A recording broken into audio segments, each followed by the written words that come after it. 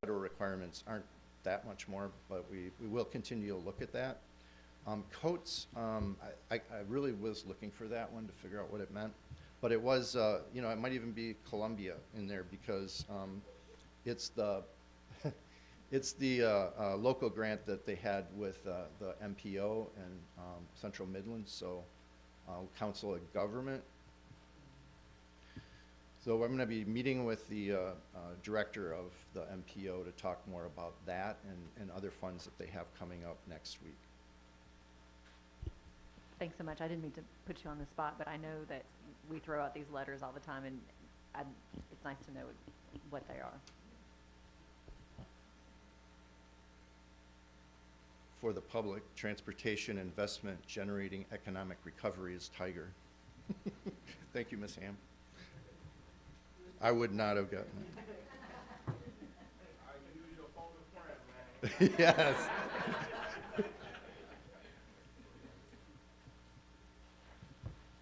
So this is a slide on the project development status. So how fit, yes, sir. Sorry. I was hoping the T in Tiger stood for the University of South Carolina Gamecocks, but apparently not. Anyway, back on the previous slide there, I just wanted to call out, these are the current outside funding sources for the county's whole transportation program. These are not for these are funding sources for the transportation penny program. Okay. There would be, if we're talking about Public Works and Department of Public Works and engineering, they have a different set of grants. Okay. And so the state DOTC fund money, I assume we're legally entitled to that, right, through state law, or is that discretionary at all? It's discretionary. It's up to the committee to vote on each and every project. Okay. The state Department of Transportation is guaranteed at least 33% of the fund. That may have grown a little bit this year, but no one else is guaranteed it. So that any of the cities, City of Columbia and the county come in there for project funding. Typically, harder to fund projects or harder to budget projects are on their agenda regularly at their bi-monthly meetings. So the county submits applications? Yes, to sir. the state? Okay. Yes, sir. Thank you. Any other questions on that slide?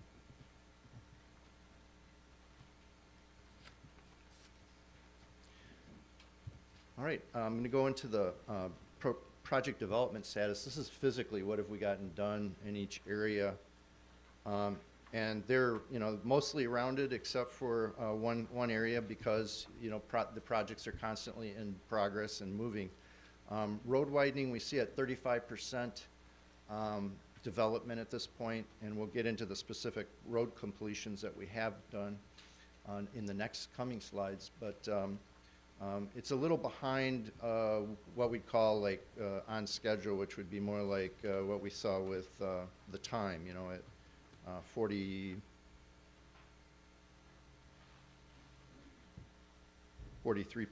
So I'm kind of gearing where we are as far as development on the scale of time with the program. But what we are going to see with road widening is a lot of projects going to construction over the next year. Intersections, 60% complete. This year will be at 90% complete. Okay, so that even though it's 60% complete now, we have 3 projects in construction right now that are planned to be completed this year. Special projects at 45% complete, pretty much on schedule. Dirt road paving at 29% complete. It's our most lagging indicator there. And we'll go into that in more detail. Resurfacing is at 80% complete, highly successful, and we would like to, we have a recommendation at the end on that. When we have commitment with resurfacing package S&T, when those are complete, we'll actually be at about 95% complete with resurfacing. Greenways are at 40% complete, bikeways at 30% complete. However, due to the cuts in projects that we'll be looking at due to SCDOT restrictions, Bikeways will not achieve 100%. Sidewalks are at 60% complete, and pedestrian improvements are 100% complete.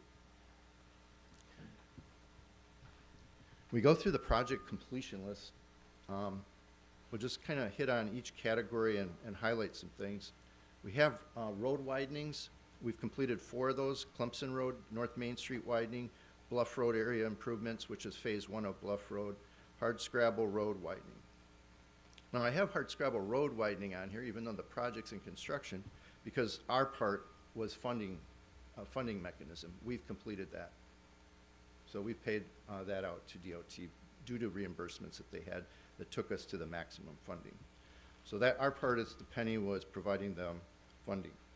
Clemson Road is complete. I just wanted to bring up, why do I have North Main Street on here while we're out doing that intersection? The intersection project was a separate project under intersections. So it's the North Main Street Monticello Road intersection project, and that is almost complete now. But the North Main widening project was complete. And as you can see, the next area of intersections, 9 complete. Why we'd be at 60% complete when we only have about 4 more to go. So, and 3 of those are in construction. So I won't go into any more detail on that slide and the intersections unless anyone has questions. Ms. McBride. I'm looking at almost completed 60%.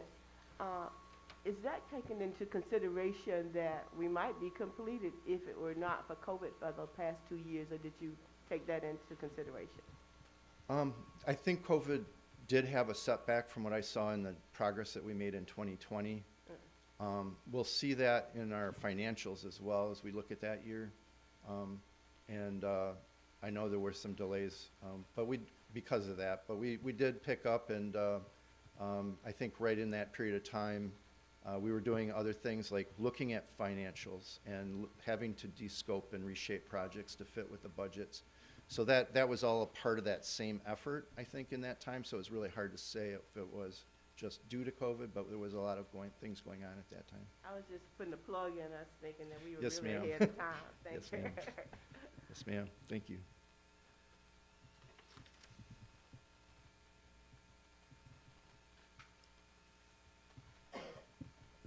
Then we had our completed special projects, our county maintained projects.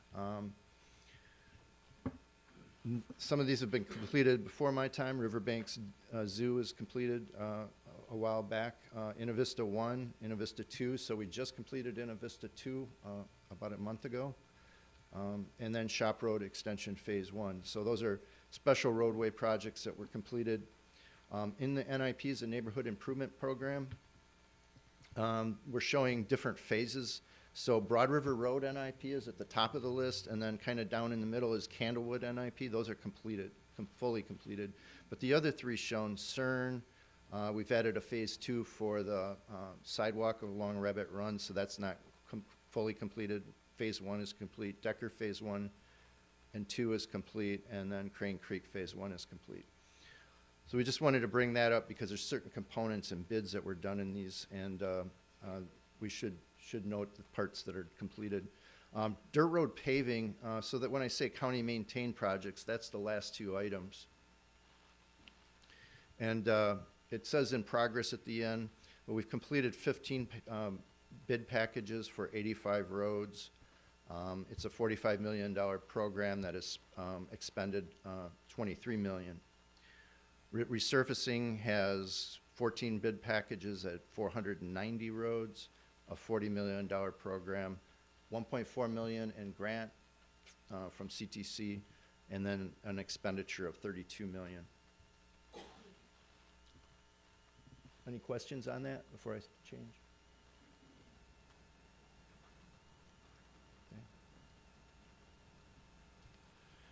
Now we're going to go in a little more detail on resurfacing and dirt roads. We're showing all the bid packages that went out for resurfacing, and that shows the 490 roads that were resurfaced for a length of 105 miles. It shows that the bids came to $28,600,000. Now we spent 32 million. So in that 4 million is things like, before we took, the county took management, we had private consultants doing it, and so there was some cost in that. We have interest in other things that the projects all bear into that transportation bond that we saw. So that's the difference, but it is very close. And then when we flip the page to dirt roads, it's a little different because dirt roads now require more intense design. We have 23 million expended, but only 12 million has actually gone to construction projects.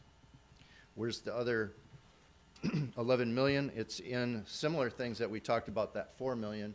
It's in interest, it's in some consultant work, but in this, it's much more extensive consultant work and right-of-way work, where they had to get into right-of-way acquisition services. So that would be the difference in the program, and we'll get into more of that later as far as the dirt road program and some recommendations.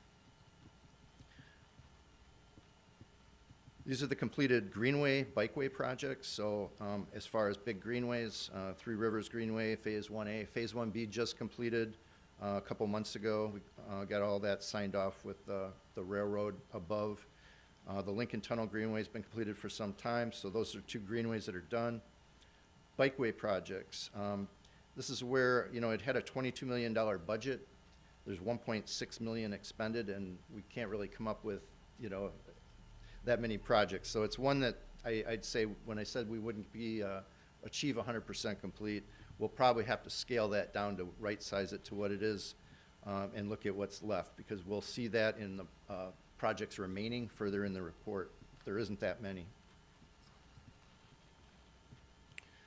Sidewalk projects, we have two slides of this. So these are all the completed sidewalk projects around the county. If anybody has any questions on those, be willing to take any. But just wanted to highlight all the sidewalks. There were quite a few. That has, as a program, has expended about $9.8 million. And outside funding actually came in to help it for almost $2.8 million there. Pedestrian improvement projects, these are like, yes ma'am.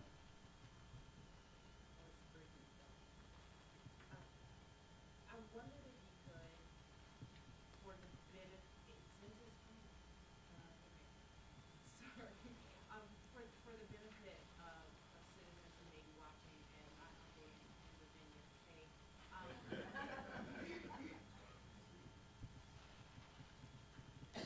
this is a slight diversion because this presentation is specifically about the penny, but sidewalks are an area where we get so many questions. I think it's working now, but Gretchen's gonna use it. Yeah, that's different. So sidewalks are an area where we get so many questions, where there's so many concerns about that.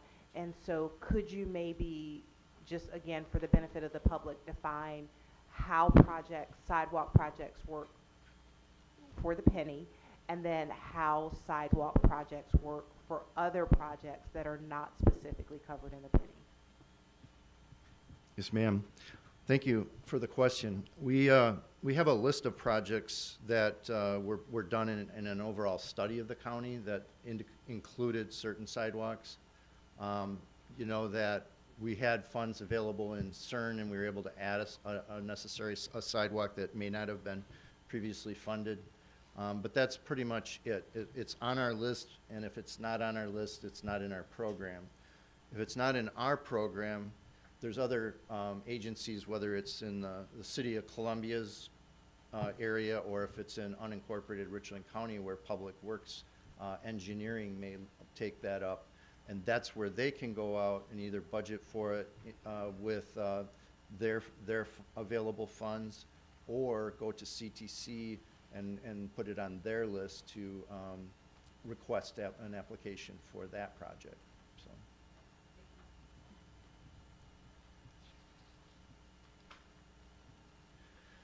And then as we're getting into the pedestrian improvement projects, those are 100% complete. they were fairly easy to install because they worked within the right-of-way. It was putting in new pedestrian ramps and crosswalks. Any questions?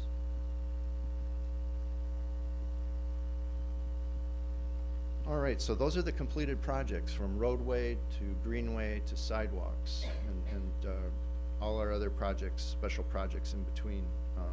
That was the list. These are projects that we had some partially removed.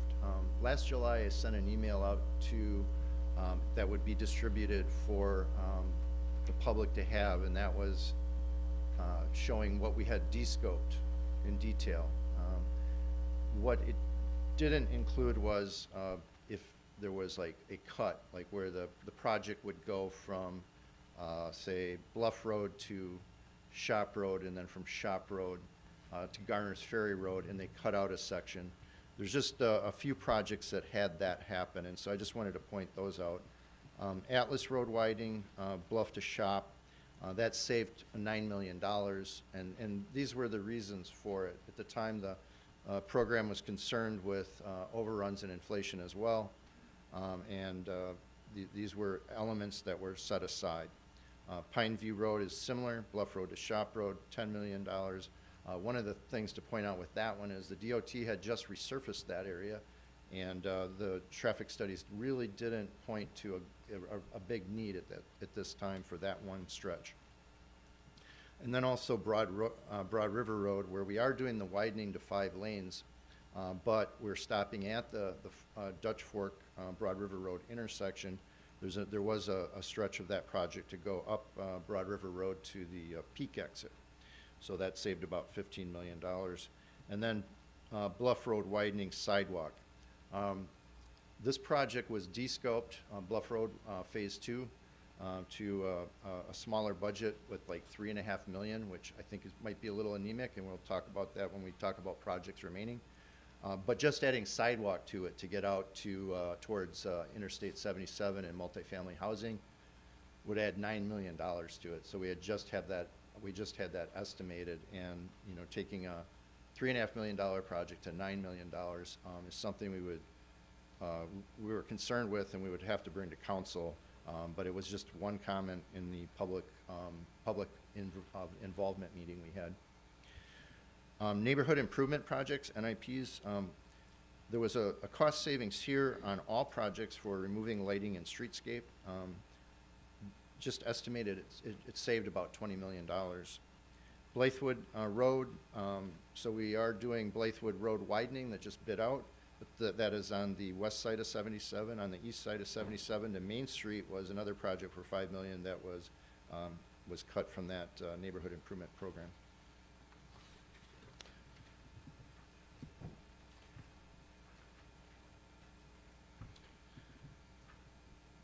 This is just a sample of a report that's about 205 lines long, and it's the incomplete dirt road paving projects.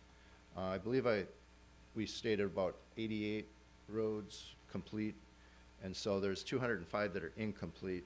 And so this is kind of representative of what I was seeing, where they were dropped at consent denial, dropped during design because something happened with permitting or property owners, saying they didn't want their road paved at that point, or there was incomplete right-of-way. Director Maloney? Yes, ma'am. Can I just stop you for a minute? Mr. Pugh? Thank you. Director Maloney, just for the record, since our constituents have the opportunity to be present via YouTube, can we talk about how these projects are prioritized and just give a clear vision of how this is done? You can see it right on this slide where it says years 1 and 2. And even before that, program start. There were some program start projects that were done initially at the kickoff of the penny, and then years 1 and 2, and then years 3 and 4. So those were the priority macro order. But when you look at this, now this is just a sample from District 1 because it was at the top of the page. But you look at the district ranking, that's how they're ranked. So how was it done? based on the amount of property per unit length, essentially. If you have a lot of properties in a shorter length, it's gonna have a higher score. So if you have one big parcel and a pretty long road, had a pretty low score. If the road passed through to another road, it has a higher score. So there's a formula for that that's in the ordinance for ranking them. And they were all ranked at the beginning of the program. And so we're working through that to a great extent, and looking at that district ranking where, like, project number 2 said it had incomplete right-of-way. So we want to go check on that again. Just a quick follow-up. So, I know you said some of the projects were dropped because of design issues or not having the right-of-way from other residents in those specific areas. Right. So if I'm on the road and my road is scheduled to be paved because it's a dirt road and my neighbors refuse to give right-of-way, then does that kill the project? It does under the current, yes, under our rules right now, yes. Okay, thank you, sir. Any other questions? Councilman English? That was my question as well, but I wanted to know if there's a letter that goes out to those residents allowing them to understand that we didn't kill it, that one of their neighbors did. I will check on that. That is a good question. As far as a follow-up, I do have files of where consent denial forms were sent out to residents, but I don't know that I've seen follow-up like that, so that we can. Ms. McBride. Thank you. Just a statement, following you, Mr. Pugh, for the constituents and for the citizens to know that this council as it exists now did not vote on these priorities, and that they were voted on in 2012, past 2012, and they were a part of the referendum. And so we inherited the priorities that you see. And I think a couple of years ago, we went back and de-scoped a few of the projects. We didn't change them, we totally changed them, but we de-scoped some because of the finances and for safety reasons and other legal reasons we had to de-scope. And if you look at all of the projects we have and the prioritizations of the projects, I don't know how it was done, what means it was done, whether it was scientific or however it was done, but it was done in 2011 before 2012. And my question that I'm trying to get at is that in a number of districts, you will find the majority of these projects, in which are my geographical equity matters, Vice Chair. In the majority of these projects, they are centered in a couple of districts. And districts like District 3 and maybe District 7, a few others, we didn't get a lot of projects in our area based on the needs of it. So when there's an opportunity for not using the penny tax, but for using our general fund taxes, that maybe we could look at helping those districts that did not receive some of the funding, Mr. Brown, and council members, and council members, when we come up with some new monies that could help out and to provide a little bit more equity in terms of transportation programs. Yes, ma'am. Thank you, Thank Mr. you, ma'am. McBride. Any other questions, comments? Director Malone? Ms. Leesburg. Just one comment, just for the record. All the projects in the Transportation Payment Program were decided by a group of 39 citizens of Richmond County.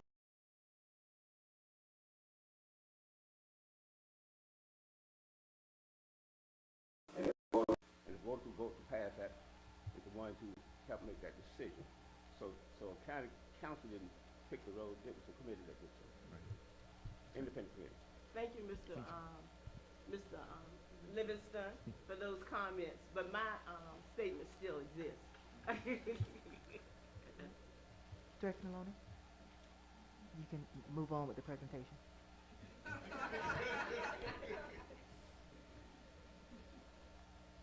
So this is the root cause, though, it's a good plan, in that, you know, if that's the plan. So if somebody wants a dirt road and enough people on the road want it to get paved,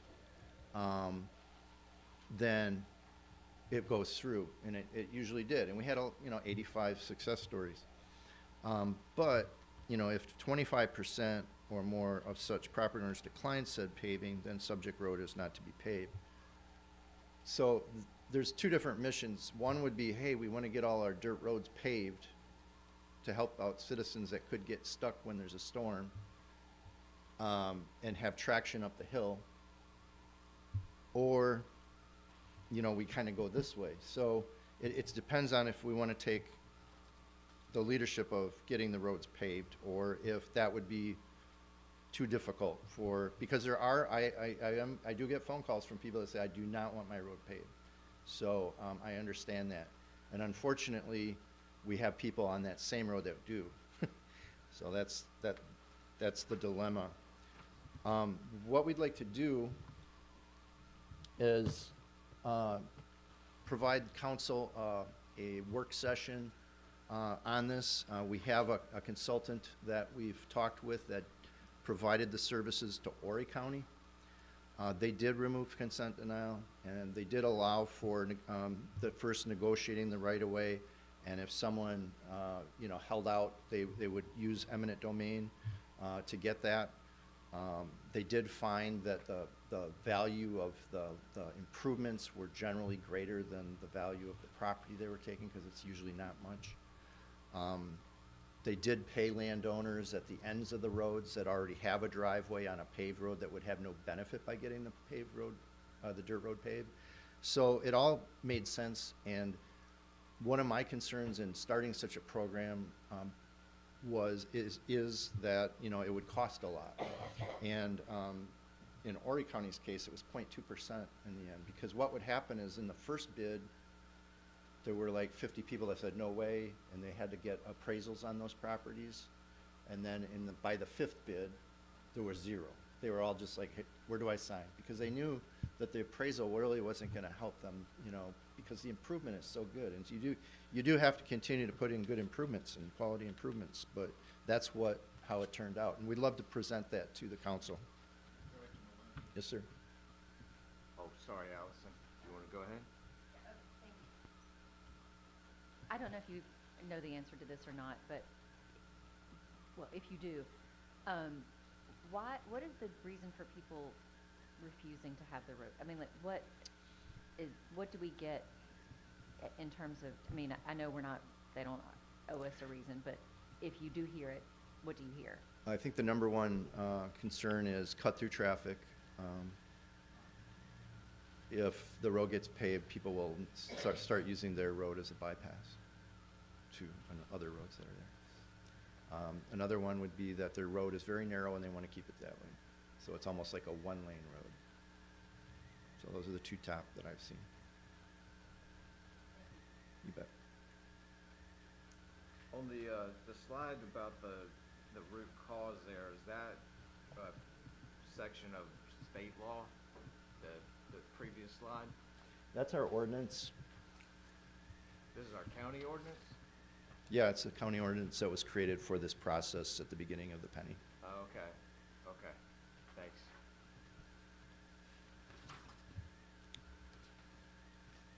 All right. We just have a couple other slides on project removals. We had removed Greenway projects. So on these, and I mentioned it at the beginning, that the funds for these went to other parts of the projects. You'll see at least a few of them: Crane Creek, Gills Creek, Smith Rocky Branch. We're still doing those greenways. It's just certain segments got cut back scaled back to provide these funds into those budgets. Sidewalk projects, there were 6 removed. They're fairly lengthy sidewalks. 2-notch road.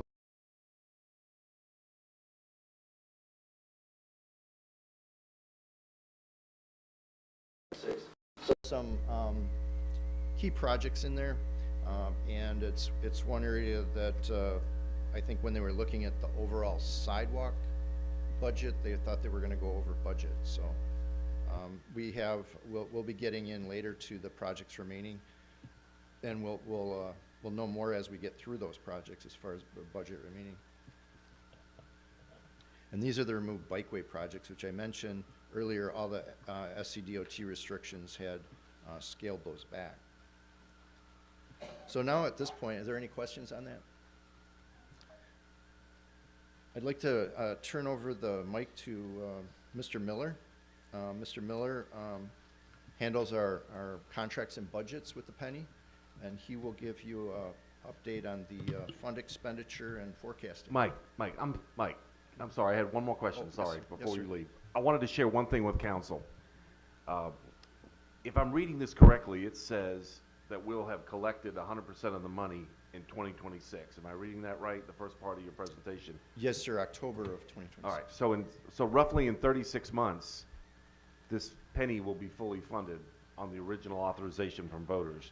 My point is, I wanted to share with council that I've discussed with you, my concern that I think on some of these major intersections, we should do better on signage about telling the public this is paid for by the penny. Because if it's the will of council that we want to return to the voters and ask for this money again, these voters need to understand what's paying for these projects, which is the penny. It's not regular tax dollars. So as you and I have already talked about, maybe we can look at finding some more signage. I understand you can't sign every project, I get that. But on the major intersections with high traffic counts, I think it would be wise to get those signs up, knowing in 36 months, we're gonna have to decide whether to come back with this penny or not. That was Yes, my point. yes, sir, thank you. We will do that. Yes. And I would like to say, Don, thank you, Councilman Weaver, for that. And I think what we've mentioned in the past as it relates to our strategic plan and communications, the penny program is listed in the strategic plan as an initiative. So what you're saying is something that council has discussed, and Ms. McBride even mentioned today, continuing to improve our communication and all things that the county does. So yes, that is something that staff has been working on and will continue to talk about more this year. Thank you. Thank you.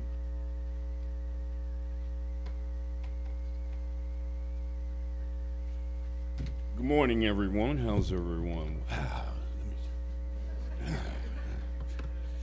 I've gotten a little stiff. Okay. Briefly, now I'm getting rid of my slides here. What we're going to do here for transportation, we're just going to go over briefly the fund expenditures from the inception of the program to current. Okay. So you see the account names here, and these represent the categories of the projects in which we're undergoing. And from 2014 to this point, you will see up under roadways, you see what we have expended thus far. And this ties into our burn rate overall for the program, okay? You see bikes and pedestrians. Yeah, Comet, you know, they receive their revenue from us on a quarterly basis, okay? Here you have personnel in the former administration expenditures. Former administration pertains to the consultants that we had for the first 5 years of the program, okay?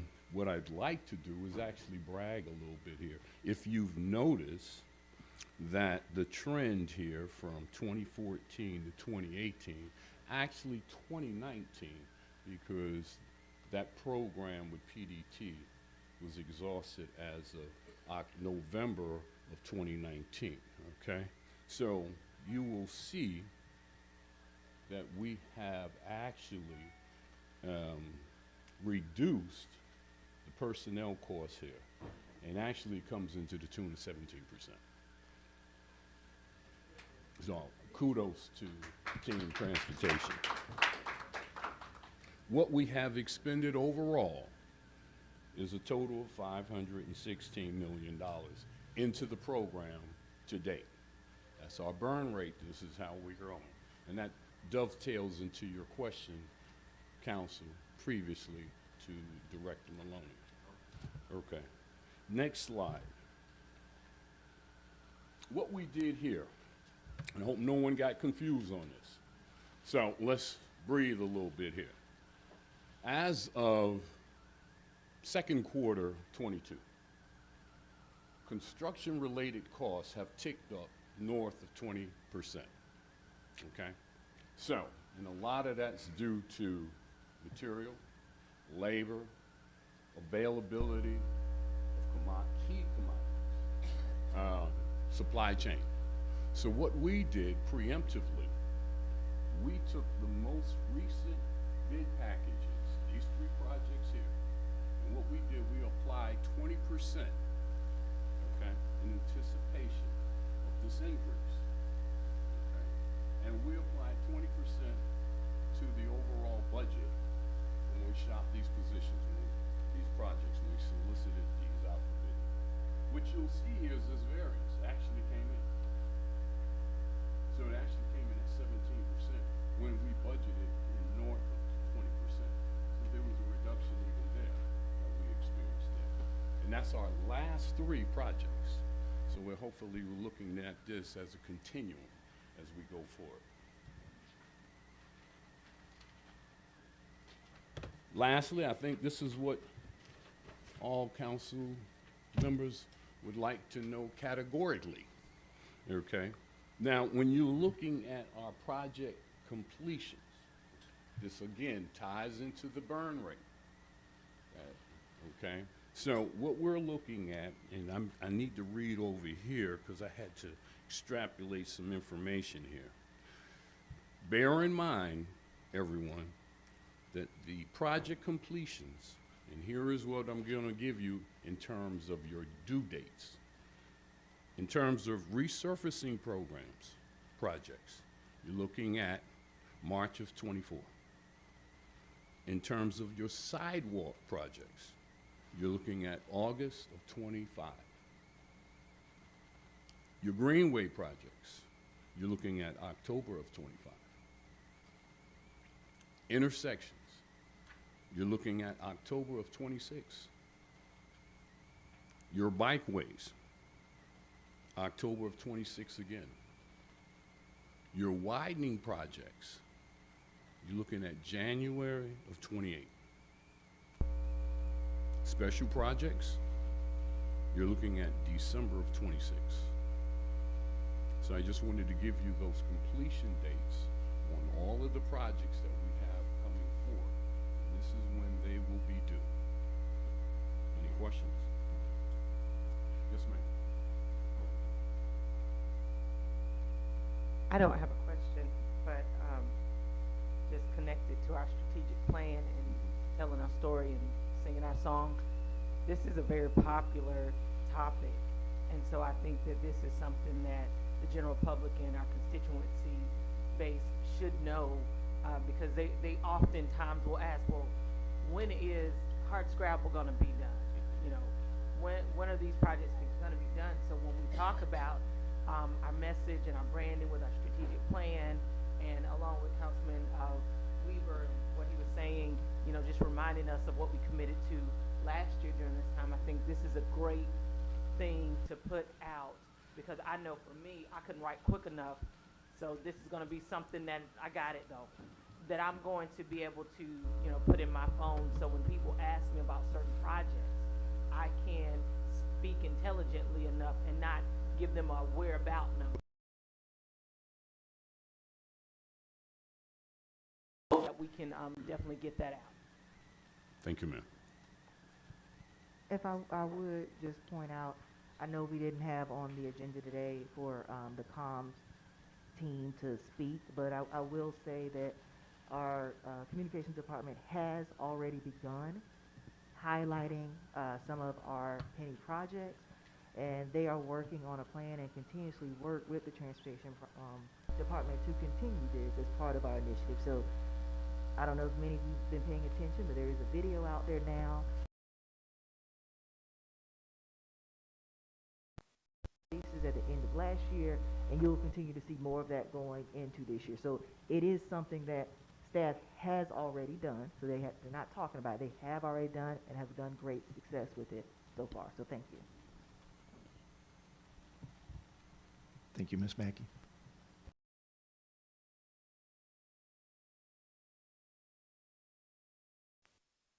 Looking forward, Ms. Newton, you had a question on Leesburg Road, and that's one of those projects that we don't manage, so I am getting that from SCDOT. But that's a project, we have half the payment roughly left to provide to SCDOT on that project. And then, of course, all the rest of the widenings, and we'll get into just kind of showing those more as a schedule instead of getting into each one of these, but they're in various stages of design and right-of-way, and we're trying to move more into that RW on the right-of-way, so we can get them then to final and out to bid. Yes, ma'am. One question. As we look at our estimated timing for these projects, do you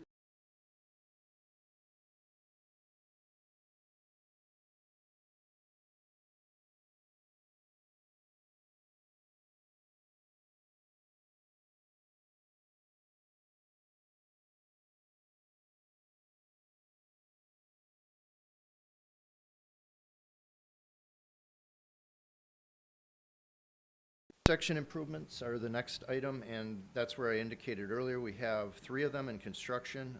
CO means construction, and I guess it's 4 now with Bull and Elmwood. Clemson and Sparkleberry is one of the larger intersection projects, so that's why I give a lot of weight to that project. That is in design. But Bull and Elmwood, North Main and Monticello, Garner's Ferry and Screaming Eagle, those are all in construction, and by this time next year, we'll have those as completed list.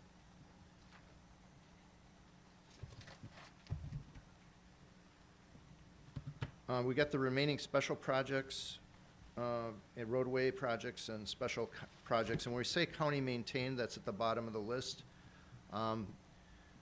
There's 5, actually special projects, 4 special projects and 5 NIPs we're still working on. Those will continue, and when we have various things, I think with Chairman Walker, we had a NIP PIM, is that enough acronyms? Public Information Meeting for him on a sidewalk component of the Decker NIP. And so a lot of these were split up into smaller bids, and we're trying to aggressively make those larger and get them completed. Innovista 3 William Street, that says not started. That's where we're just providing funding to the city on that project. We can't guarantee that amount remaining until all our bills are in. So we are getting invoices from railroad, utilities, and consultants at this time, and the final payment to the contractor. So that'll be wrapping up. Shop Road Extension, Phase 2, that is just starting in design. We had been working with economic development to just see if this road was going to be in any way of, and there's new siding tracks and spur lines out there for us to cross, but we have a green light on that. Kelly Mill Road, we're just going to kick that one off now. It says NS means not started, so that we went through and looked for any penny project that hadn't been started. And that one I think is important because it has a connection to Hardscrabble Road, and then it goes over to Lincoln Elementary School, and we want to make sure that section gets started while Hardscrabble's still in construction, and we can coordinate well with DOT on it. Commerce Drive is one that's not started, and I don't foresee it starting until the need, but the need was that there was going to be potentially a runway extension, and then the road was going to need to be realigned around it. Another option is to not look at it like that, and look at it like a project coming in off of Rosewood and making a nice entrance to our county airport and skipping the part where it would be realigned by FAA. And so that's something that we can start to talk to our consultant about, and maybe some stakeholders in the area and ad hoc committee on that one as far as really scoping out what that project is. So we have the 5 NIPs, already talked about those. We have the project reserve, 52.5 million, and then we have dirt road paving. So there's 20 million left on that, and resurfacing, we are committed to where we're going to be down to a couple $1 million for one more package, but we have S&T not spent on that yet, but they're committed. Construction starting on those. Remaining bike ped projects.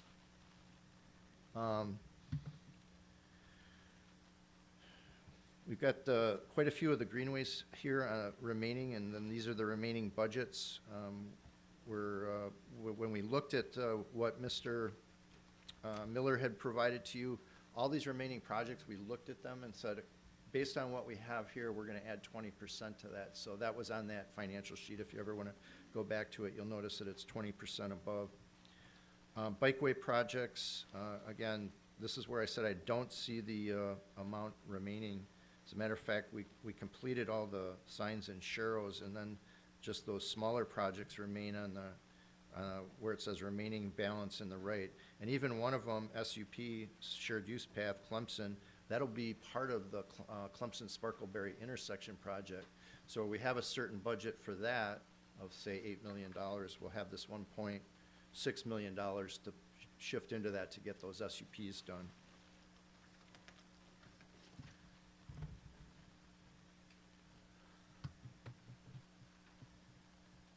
These are the remaining sidewalk projects, and right now we're working on Sunset, Alpine, Percival, and that's it on this list. Those three are about ready to go out to bid. So they're the largest projects on the list, and they're going to be great for the public. Walking these sites with our engineers and looking at the conditions they have to overcome to put the sidewalk alongside the road was very masterful of our PMs and our OETs out there in getting that done, but they're ready to bid.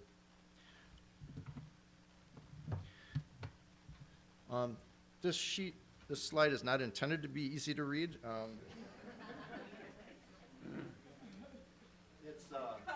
It's really just to show you kind of a trend. And the trend is that it starts at the top with the widening projects, and then it gets into intersection projects. And there's a bunch of dirt road and resurfacing projects about 50% of the way down and below, and then the sidewalk and greenway projects. But our longest widening project, and that's where Mr. Miller provided that information to you at January of 28, that's the Broad River Road widening project. Okay? This one is just a commit, is not actual project at this time, but it's like if we could commit money to keep doing resurfacing projects, that's how far that could take us. The rest of the projects you see, like in about a year, we're going to be going into the orange bands. That's construction. And so that's where I said a lot of widening and projects will be going at that time, as well as some of our special projects. And we'll be in construction in a lot of areas. And so if we're going to put up signs, we better start doing it now, because yeah, that's going to be a lot of different locations and at the same time.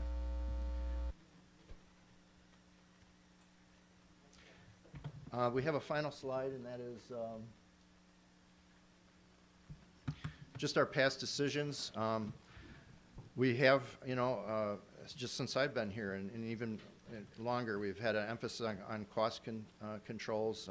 We had descoping a few years ago to a couple years ago, and limiting and removing certain scope to stay within budget because of the cost rises. We've limited, we put a limited ability to do dirt roads, but we did it because of priorities, perhaps, at that time. We achieved the launch of almost all the projects, which is incredible. And that has been going on well before my time. We've delivered over 111 bid packages covering over 660 roads. And then most recently, the council has reserved resources for inflation. What the Penny staff recommends is the use of available resources and finding additional resources. Ms. Sarah Harris has become a great friend to get to know because we're all excited at the Penny and Public Works about a lot of the new staff members who've been brought on with their expertise and grants, and we look forward to that connection and alignment within transportation. We recommend $6 million be annually allocated for resurfacing, and it's the only financial ask or request that we would have, because a lot of the other ones are larger, and this is something we could come in once a year and request some budget for resurfacing. If things would change, we wouldn't be able to do that, but at least it's not looking for a large number right up front, but it'd be an annual request. And then present to council in February or March, whenever council sees fit, modifications to the dirt road paving process. Really what we want to do is just show you the other process. And then you can decide, and if we want to put together a request out of that, then we could do that after that. But we want you to see the process and see if it's viable for Richland County. And then we'll continue to put a greater emphasis on our schedule and emphasize our public communications. And speaking of that, we did have a lot of groundbreaking and kickoff project closeout on a couple projects back to back. But we said, what are we doing for unincorporated Richland County? So we wanted to play a video for you here that's only a couple minutes in length, but really captures the essence of the dirt road paving program.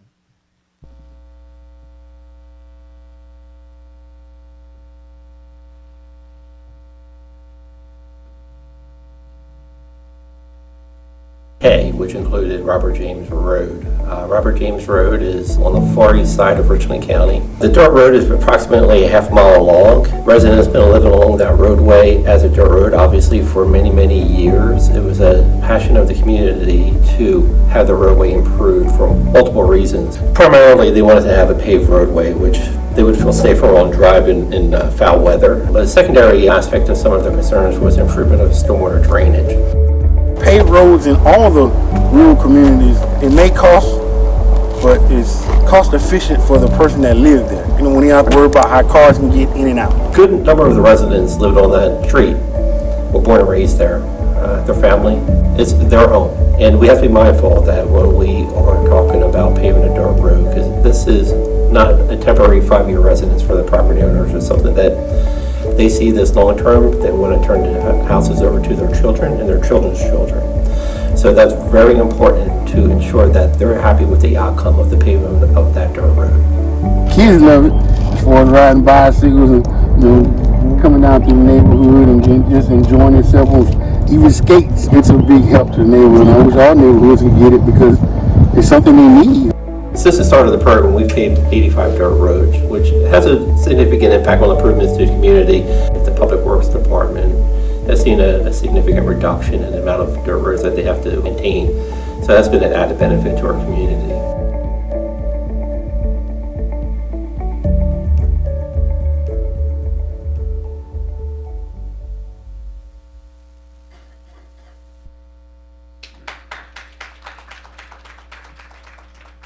And we're here to take any questions you have. Ms. Tracy. Thank you. Not a question, but I just want to commend our new PIO staff, that these don't, yes.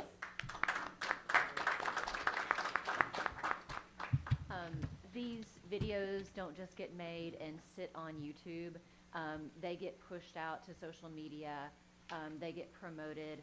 I've never seen so many posts from Richland County as in the past few months. So I like them and share them, and just so thank you. Good job.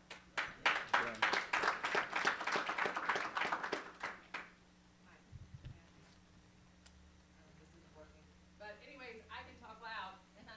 Thank you very much for that, Mr. Ratio, and for the comments you made earlier, Vice Chair Mackey. But I do want to say a huge thank you to Casey. Casey just started in video editing for us, and he is doing a phenomenal job. So I think Casey's still in the room, but thank you. Thank you. Go ahead. Thank you. Thank you. Ms. McBride? Okay. Director Maloney, I think you may have a remaining question. Not a question, but I just want to thank Mr. Maloney for the work that he and his staff are doing. It's one thing to be able to complete a project and respond. Not only does he respond to council members, but he responds to the constituents. And that's very unusual. And I just think you pointed out, you know, all the good things that council members are doing, that staff are doing, that he is doing an outstanding job in his staff, and I just want to thank him. Councilmember Branham? So you mentioned earlier, and Mr. Miller as well, that you had allocated additional 20%, coming out about 17% above what cost increases. how are we having to adjust budgetarily to make sure we stay in the black? Yes, sir. So those were the last three bids, and they came in 17% over budget. So being conservative, we projected with 20%. We've looked at all the account balances, and we're coming in $66 million of unassigned fund balance out there. So even with those 20% projections on it, right now we have 66 million of unassigned funds. So that's in those reserves. So we are using in the project areas some of the reserve there from 52.5 million and bringing it down to 11 in that category of roadways. We have 8 million unassigned in bikeways and greenways, and then we have $31 million in the program reserve, which is down near the bottom line. And putting all that together, we have $66 million, sort of, I call it unassigned reserve. Okay. So Well, even with those projections. Yeah, I appreciate that. Obviously, I'm District 1. I'm looking at that Broad River Road widening timeline. The longest there is. It wouldn't even be completed during my term that I'm just starting right now. So I'm gonna keep an eye on it. Other than a roundabout, which is nice, this is the project, the penny tax project for District 1. So Director Maloney's been great in conversation with me, helping me get caught back up on the project and its status, and I know he'll continue to work with me to communicate with my constituents and everybody that's impacted by, again, just a very impactful project that will be the Broad River Road widening. Thank you very much. Thank you. Ms. Newton? Thanks. Well, first, a question about Mr. Branham's question. I thought I heard you say that our road widenings were on track to be finished in 2026. Did I misunderstand? Is the Broad River January 28th. January 28th? Okay, thanks. Just wondering, and thank you for explaining the reserve funds that we have. For our projects, I know that we have contingencies that we build in, and I'm just curious to know, is there an average contingency that we're building into our transportation projects? Well, we have the budgets we have, so we're starting from there. And Sure. then when we come in for construction, we actually, in some cases, are lowering our contingency to 10% because that's our bid. When we're estimating projects, it's 20% contingency. But once we have a bid from a contractor, we had been asking for 15% contingency in construction, but you'll see what's going to come down on Blythewood widening that we'll be bringing in. We think $1 million of contingency is quite enough on a single roadway. So we will be adjusting that, based on the complexity of the project. Thank you. All right, so now, thank you, Director Maloney. Appreciate you and your team. Also, for the benefit of the viewing audience, just want to clarify that, in our ordinance that the council has, we have departments that are listed, and that's for good reasons. But one of the things that we thought was important was to expand the county's view of how we work. So our communications team does have a public information office component, but because of the way that the community operates nowadays and the different levels of opportunity to engage, we have opened up that office, and that's why it is our communications department. Certainly the county ordinance says PIO, but that's something we'll hopefully address in the future. But I did want to take an opportunity to express that to your point, Councilmember Terratio, there are more opportunities for us to engage, and there's a specific designation that sometimes people put on a PIO office versus communications. With that being said, it is time for us to take a break and enjoy some lunch. So let's do that, and then when we come back, we'll have our legal update, which will be an executive session item. So for those of you who have your lunch, I just want to say to you, you will be free to go after that time. with the exception of county council and certain other members. So be safe in your travels. Thank you for what you have done for this project and this program, and we look forward to serving with you in the future.